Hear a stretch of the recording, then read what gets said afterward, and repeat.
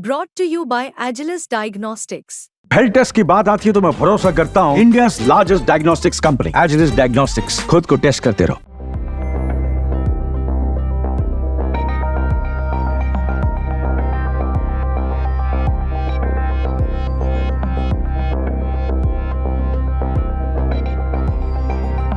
Army, navy, air force, अगर तीनों सेनाओं में तालमेल अच्छा हो तो फिर किसी भी जंग का परिणाम भी पक्का अच्छा ही होगा।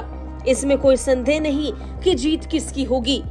तीनों सेनाओं के बेहतरीन तालमेल का ये असर है कि आज पूरी दुनिया में भारत की सेना सबसे मजबूत सेनाओं में से एक मानी जाती है।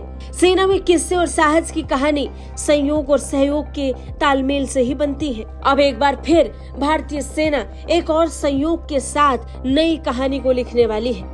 भारत देश अब एक ऐसी साझेदारी का साक्षी बनने वाला है जिसने कभी नहीं देखा। देश के एक एक नागरिक के लिए ये पल बहुत खास रहने वाला है, क्योंकि 30 सितंबर के बाद से भारत की तीनों सेनाओं की कमान 3 जिगरी दोस्तों के हाथ में होगी।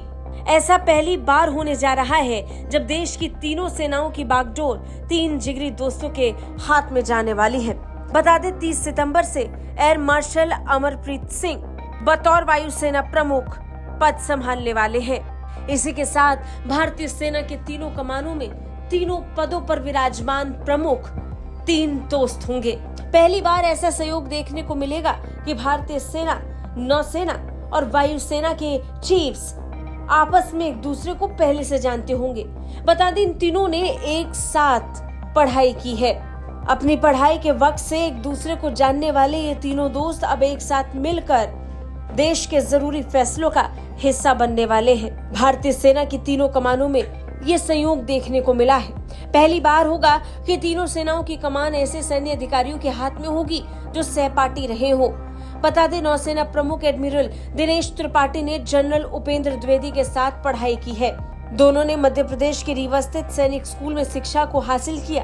वहीं एयर मार्शल अमरप्रीत सिंह और उपेंद्र द्विवेदी ने राष्ट्रीय रक्षा अकादमी के 65वें बैच में एक साथ ट्रेनिंग ली। वहीं एयर मार्शल अमरप्रीत और भारतीय थल सेना प्रमुख जनरल उपेंद्र द्विवेदी दोनों 1983 में उत्तीर्ण भी हुए।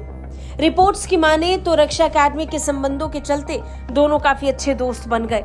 इनकी दोस्ती अब काम में देखने को मिलेगी। एक साथ मिलकर सेना प्रमुखों के तौर पर अपनी अपनी सेनाओं की बागडोर संभालते हुए ये देश हित में काम करेंगे। उम्मीद है जब इन संबंधों को एक साथ आते हुए देखेंगे तो भारत को निश्चित ही फायदा होगा।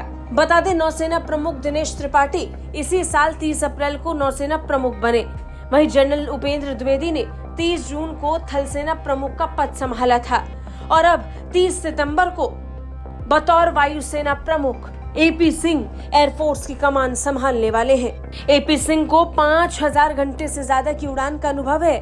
साथ ही बेहतरीन पायलट और लीडर्स में इनका नाम शामिल होता है। इन्होंने एक से बढ़कर एक फाइटर जेट्स उड़ाए हैं जो इन्हें इस लायक बनाते हैं। ब्यूरो रिपोर्ट, भारत तक।